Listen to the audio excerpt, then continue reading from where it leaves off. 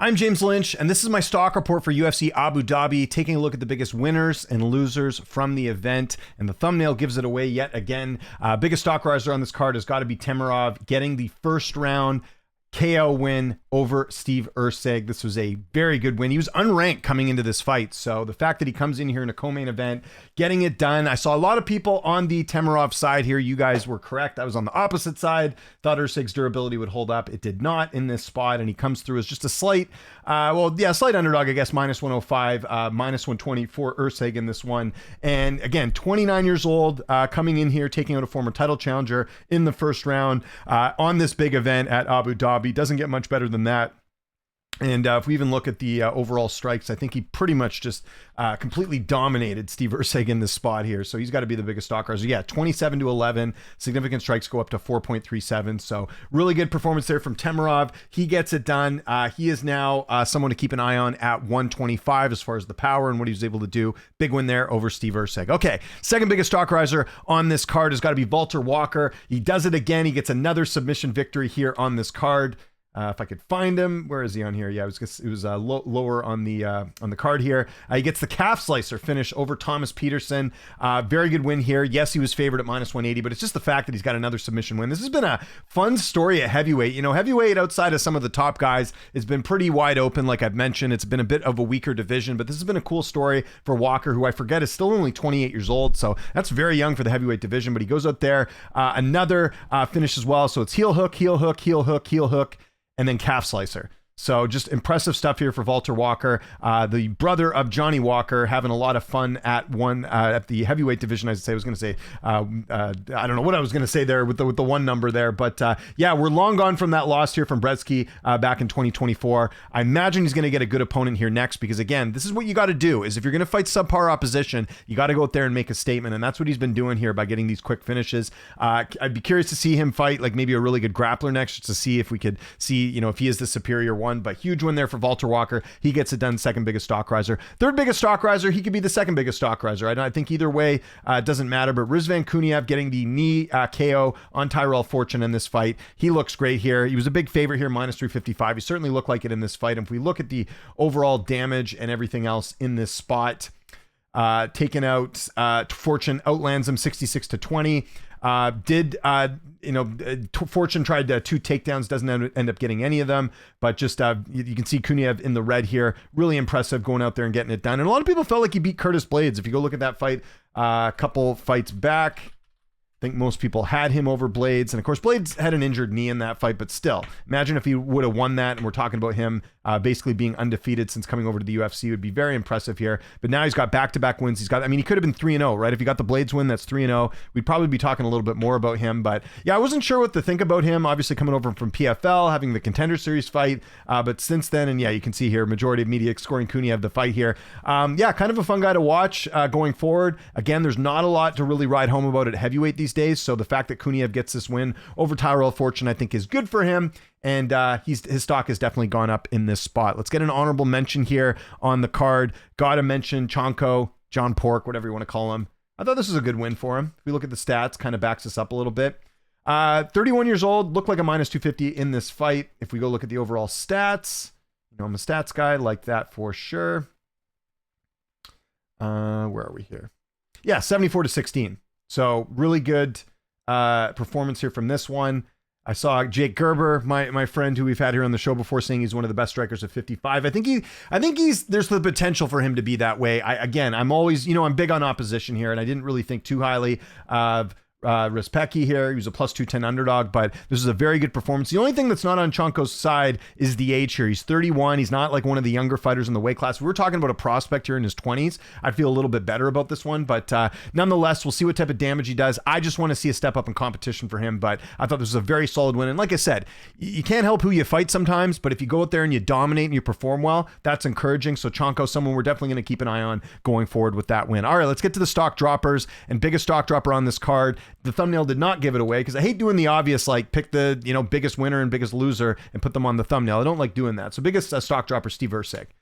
Now, there's been kind of a theme here with Erceg throughout his career, and it was proven again today, is that he cannot beat the better opposition here. right? Remember when he got that title shot? A lot of people, a couple years back, people were like, does he really deserve it? But I think the verdict's out. Usyk to me is kind of a gatekeeper at this point. He's 30 years old. He's not really in the prime. I guess you could say he's in the prime of his career.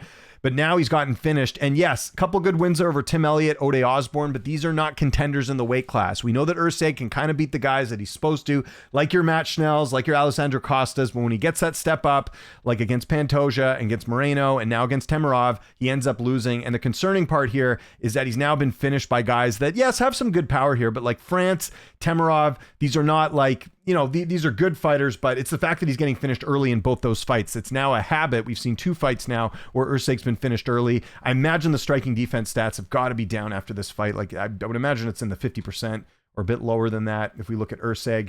So his striking defense at 55, actually, that's higher than I thought. But yeah, Usyk can't keep taking this type of damage. He's got to work on his striking defense a bit. And I think the days of him being a contender at flyweight are gone. I would sort of put him in the gatekeeper category. He's going to have to get a couple wins to get back to that spot. But he's now 2-2 in his last 4 fights. And if you look at it there, he is now, 2-4 in his last 6 fights. So tough loss there for Steve Usyk. Biggest stock dropper, in my opinion, especially for the fact that he got finished so early in this fight. Okay, another stock dropper for me is the guy I did put on the thumbnail, and that's Bogdan Gustaf. Now, a couple things about this fight, and we'll talk about Ankalaev in a sec too, but it's a couple things here. So we got to look at the context of this. If he had kept the original fight against Jan, which I know it's tough when the UFC calls you to fight, you got to take that fight. I don't blame him for taking the fight, but I think he was going to beat Jan in that fight. And I like Jan a lot. You guys know I do a lot of interviews with him. We saw him knock Jan down in that fight. Their first fight, it looked like he was almost going to win. I think he was going to win the rematch with Jan. So we look at the fact that, the scheduled fight he had, he likely was going to win that. And now he takes this fight and he loses. A lot of that momentum that he had is gone. He's 33. So we know he's kind of in the prime of his career right now. And that win streak he had, the 4-fight win streak, is out the window. And it was just a bad fight.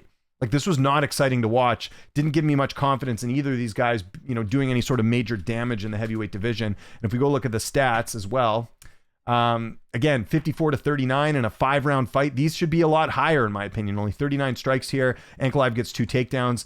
Just Gustaf was not in this fight at all. You can see there, maybe the second round, a little bit closer. Actually, third round was the one that was the closest as far as the strikes go, 15-15, but all these rounds Ankalaev took over. But look at this, 4 and 5, like barely any output. That's not going to win people over. And I think, again, the reason Bogdan's such a big stock dropper here is because A, I think he would have won if he fought Jan. B, he didn't perform well in this fight. And C, this didn't look competitive. It looked like Ankalaev was levels above him in this spot. And I just think for a guy who's 33, like, where do you go from here at this point? So yeah, Bogdan Gustaf, big stock drop for him on this card as he loses via TKO ground and pound in the 5th round. Good to see Ankalaev finish though. Okay, third biggest stock dropper on this card, Dustin Jacoby. This was unfortunate. This was one of the picks I got wrong in the card. Credit to his opponent, Sadov, who gets the finish here, but Jacoby was a favorite. He's 38 years old now. These losses are starting to rack up a little bit. I know he did come off a win in his last fight. I think that was a Julius Walker win. He's on a 3-fight win streak, but yeah, that's out the window. It's unfortunate because there was a point actually leading into the Roundtree fight a couple of years ago where it looked like Jacoby was kind of on the path to getting a title shot. And then he had that really bad decision against Khalil. He loses against Azamat, beats Kennedy, loses to Menefield, a fight he should have won, then gets knocked out by Reyes, fight he should have won. 3-fight win streak, you think, okay, he's back, and now he gets finished in the second round here. It's just too much damage here. 3 losses now for Jacoby. He's 38 years old. It's more so the optics of this. If he was a younger fighter and took this loss, I think he could maybe turn things around. But 57% striking defense, not terrible, but you got to wonder, Jacoby, not much longer going to be fighting, I don't think, in the light heavyweight division. That's a tough loss there in Abu Dhabi on that one. Okay, so those are our 3 biggest stock droppers, and then I'll give 2 honorable mentions. First honorable mention, you guys can agree or disagree on this one, but I think Ankalaev's stock goes down a little bit in this fight, guys. It just was not a good performance. He does end up getting the finish. I know there'll be some people in the comments being, well, he finished the fight. It wasn't a good fight. It was a little bit boring, right? And it's one of those things where, if you want to get a title shot, especially in a division where it is kind of wide open right now at the top, Ulberg's the champ, but there's no real clear-cut number 1 contender. To me, you got to perform a little bit better. I think Ankalaev could have got a little bit more aggressive in this fight. And yes, maybe that would cause him to lose, but I think he's got to show more aggression if the UFC is going to give him a title shot. So he's coming off a win here, but I don't know if the UFC is really rushing to give him a title shot, or whether it's an interim title or a title shot in general after this performance. I could see Ankalaev getting shelved a little bit longer after this one. So it sucks though, because he's supposed to fight Khalil Roundtree. That fight probably would have looked a little bit more entertaining than the Gustaf fight. But yeah, I think Ankalaev's stock does go down a little bit after this performance. I mean, he gets the win, win. So stock goes up from that perspective. But I just think for the fans and people watching, that performance was not one that you want to remember there. So Ankalaev stock, to me, gets an honorable mention on this one. Another honorable mention on this one, we'll go with Aliv, who got the win as well, but just a bad fight. I don't know if you guys saw it. Mike Davis with some pretty interesting choice words after the fight for that performance. But yeah, pretty much, you know, if you're gonna look back on this card, aside from some of the finishes like the Temerov knockout, you are gonna look at the Aliv fight being really boring and just not exciting to watch. So unfortunately for Aliv, another guy that, yeah, he's 11-0, but this is not what the Paramount era wants. They don't want fights like this. So Aliv, I think even though he won, his stock goes down a bit because fans are not happy with the performance. And then how about Ismail Bonfim? Man, is this guy taking a nosedive? Obviously his brother's doing well at 170, but 30 years old now. He's lost 3 in a row. He's probably getting cut after this. Not that he was supposed to win, but you've been finished in 3 straight fights. He misses weight in the Padilla fight. And if we look at it even further, he's lost 4 of his last 5. He's probably going to get released after this. You know, both brothers can't always be good all the time, but Ismail Bonfim, his stock has certainly gone down. So let me know your thoughts in the comments. What are your 3 biggest stock risers, 3 biggest stock droppers? Would love to hear from you. I think these are pretty clear cut for the most part. I think the only question really is, you know, with some of you being like, you know, does one guy deserve it over the other? Not entirely sure. But yeah, I think you can kind of maybe shuffle some of these around, but I think for the most part, I nailed these stock risers, stock droppers. Yeah, let me know what you guys think. Follow me on Twitter, TikTok, Instagram, @Lynch on Sports. My name is James Lynch. Thanks so much for watching, and I'll see you next time.